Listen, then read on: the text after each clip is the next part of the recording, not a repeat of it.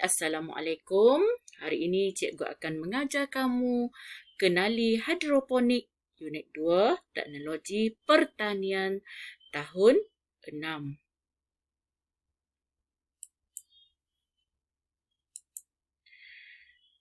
Okey, jom kita bersama-sama memberi maksud apa itu hidroponik.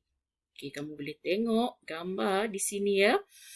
Okey, hidroponik berasal daripada perkataan Yunani iaitu hydro bermaksud air dan ponos iaitu bekerja. Adalah kaedah bercucuk tanam dengan meletakkan akar pohon ke dalam air baja nutrien tanpa menggunakan tanah.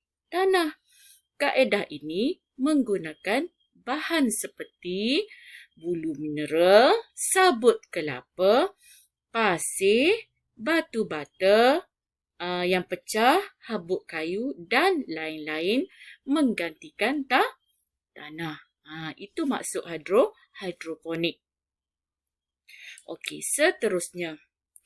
Okey, penanaman secara hidroponik juga dilakukan oleh individu sebagai hobi dan juga secara besar-besaran untuk tujuan komersial.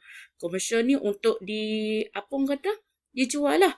Okey, di negara Singapura, misalnya oleh kerana kekurangan tanah, bumbung bangunan dijadikan tempat untuk menanam sayur-sayuran seperti bakcoy, sawi, kailan dan bayam di mana semuanya menggunakan kaedah hidroponik. Okey, begitu juga untuk penerokaan angkasa lepas. Angkasawan boleh bercucuk tanam sayur-sayuran di dalam kapal angkasa. Okey. Kaedah yang sama digunakan oleh tentera di atas kapal perang maupun kapal selam. Dengan cara ini, mereka tidak perlu membawa bekalan makanan yang banyak. Hanya sekadar membawa benih-benih sayur-sayuran dan boleh ditanam semasa dalam perjalanan. Itu dia cerita hidroponik. Okey, seterusnya. Okey, ni dalam buku teks kamu. Okey, 3 sahabat iaitu tomato, salad dan terung sedang berbual-bual di rumah hijau. Di rumah hijau ni tempat tanam sayur lah kan. Kalau dekat sekolah kita dulu ada taman ada taman sains tu kan. Dekat tepi bangunan sekarang dah tak ada. Dia diletak penutup kan. Tempat peneduh untuk melindungi tanaman tu kan. Terlalu panas kan. Okey, jom kita baca. Dengan teknologi sekarang, kita boleh hidup walaupun tanpa tanah. Okey, kita ditanam di dalam takung.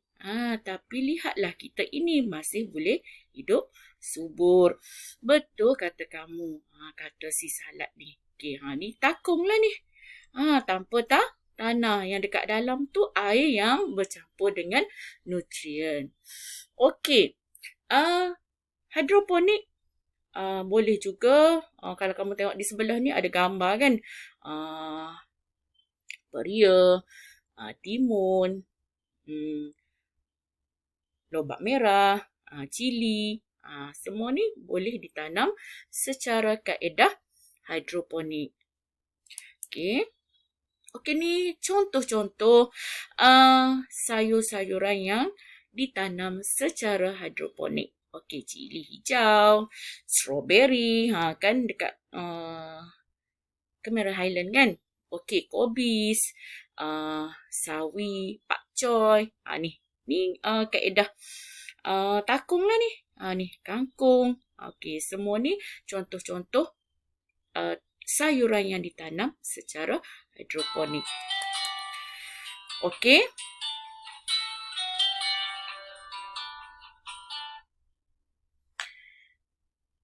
seterusnya, okey, gambar kangkung dan juga sawi. Okey, teknik hidroponik takung, teknik hidroponik nutrien cetek dan teknik hidroponik nutrien boleh kita rujuk buku teks RBT tahun 6 muka surat 45. Yang ni takung lah. Okey, takung. Okey, dan seterusnya hidroponik, teknik hidroponik yang menggunakan cetek kan. Okey, kamu tengok nutrien ialah baja. Baja hidroponik dipanggil larutan A dan larutan B. Okey, kamu boleh tengok kan dekat sini. Ni larutan A dan larutan B. Ni A dan B. Okey, dia ada sukatan tertentu dia untuk kita tanam. Okey, cikgu akan ajar kamu PDPR kita yang akan datang nanti.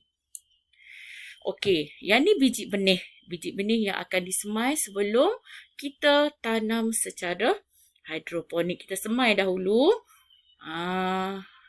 menggunakan sabut kelapa, tanah boleh kan untuk dijadikan anak pokok kan, sebelum kita pindahkan ke dalam nutrien hidroponik. Okey, apakah kebaikan hidroponik ini? Okey, tanaman hidroponik mempunyai kelebihan seperti yang berikut.